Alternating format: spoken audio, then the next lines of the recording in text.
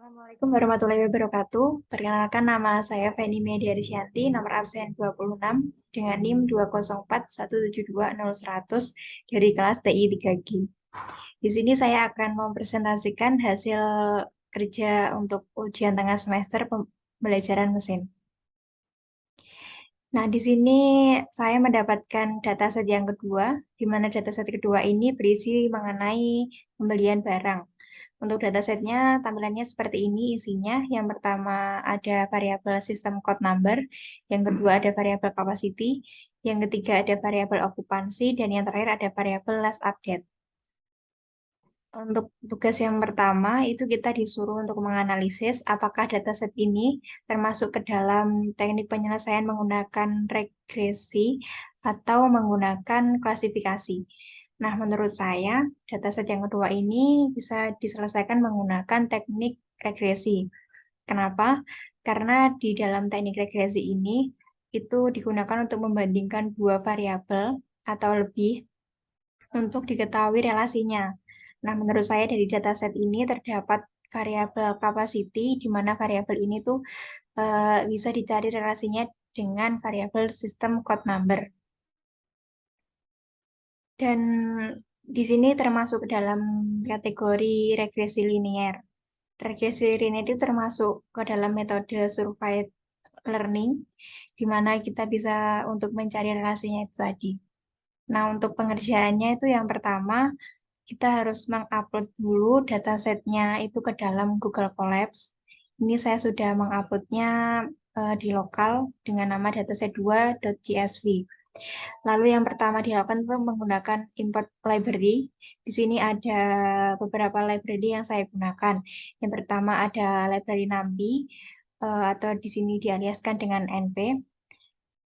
Yang kedua ada library matplotlib.pyplot atau diinisialisasikan dengan PLT, dan ada library pandas dan library seaborn. Untuk library ini digunakan untuk menyelesaikan dataset yang digunakan tadi. Lalu yang kedua ini membaca dataset, di mana ini variabelnya dengan nama df, menggunakan library pd atau pandas tadi, .ref.csv, yaitu membaca file dari CSV-nya tersebut, di mana filenya tersebut telah diupload dengan nama dataset underscore 2.csv. Lalu di print ini untuk menampilkan hasilnya dari dataset tersebut, dan berikut adalah hasil dari dataset yang telah di print tadi.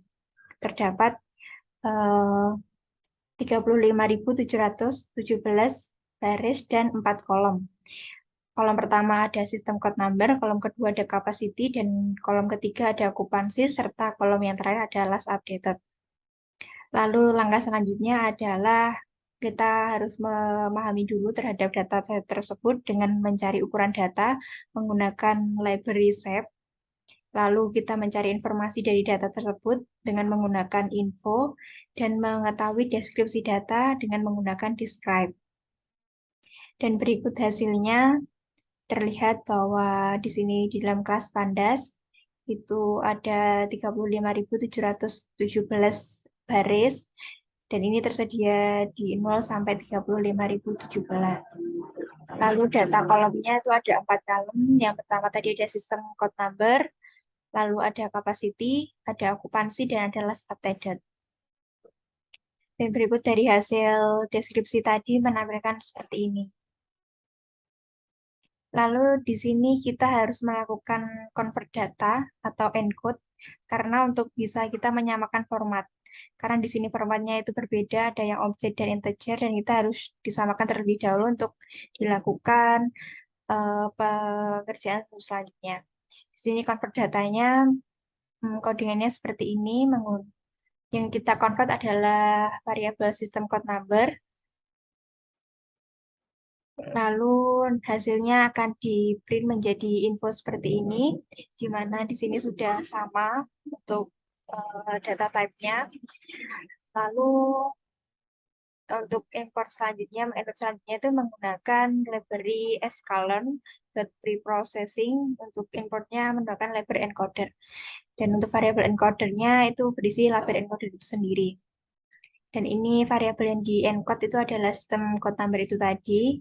Dan hasil dari encode-nya itu seperti ini, yaitu sistem code number yang semulanya itu tidak integer atau berisi objek seperti ini, lalu bisa dikonvert menjadi integer dan semua formatnya bisa sama untuk masing-masing kolom.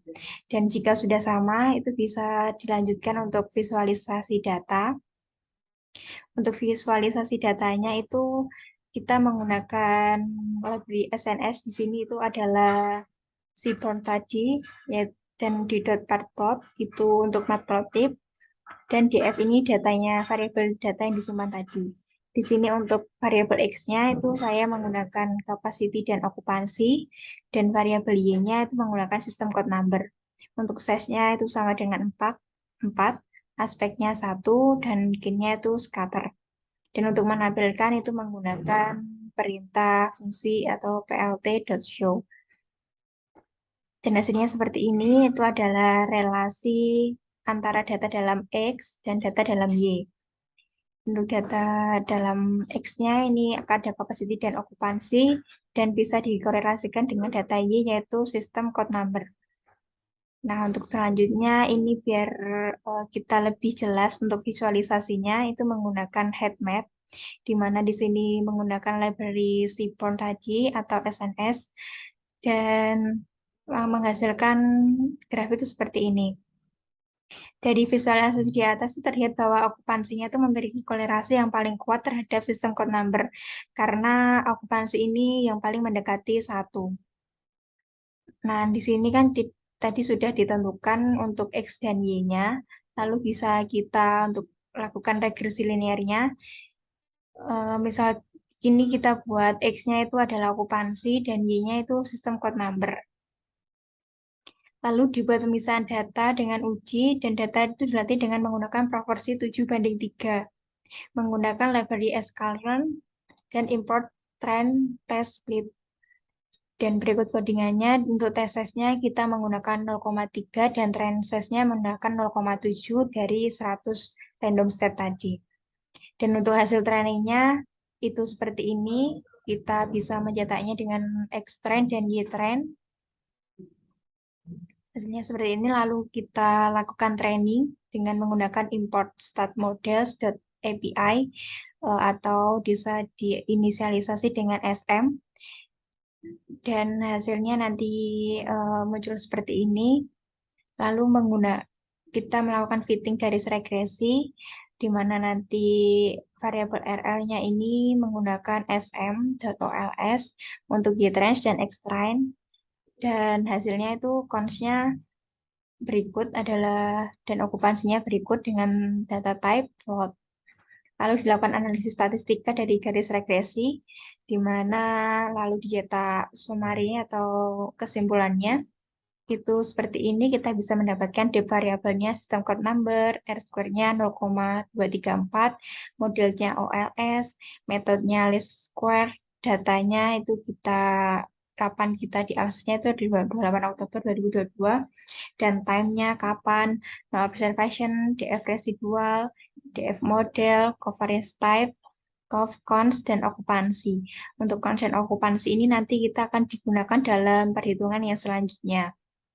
Lalu ada omnibus, ada probabilitas omnibus, ada square, ada kurtosis. Untuk datanya bisa disajikan di dalam sini. Dan untuk visualisasi garis regresinya, kita bisa menggunakan matplotlib tadi plt.scatter dengan xtrend dan ytrend parameternya.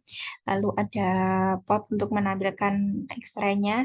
Nah, ini untuk angkanya 10,4856 itu diambil dari sini consnya, dan ini 0,0065 itu diambil dari okupansi, dan dikali dengan xtrend koma R itu tadi. Dan untuk menampilkannya menggunakan variabel atau fungsi plt.show. Dan berikut hasilnya setelah dilakukan cetak dari plt.show itu tadi.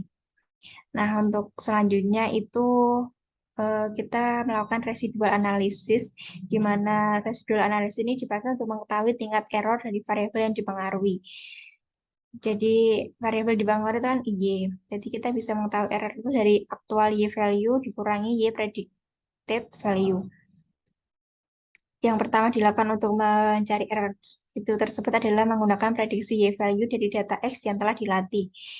Di mana variabel X, Y trans rate-nya itu adalah LR predict menggunakan parameter X trend XM.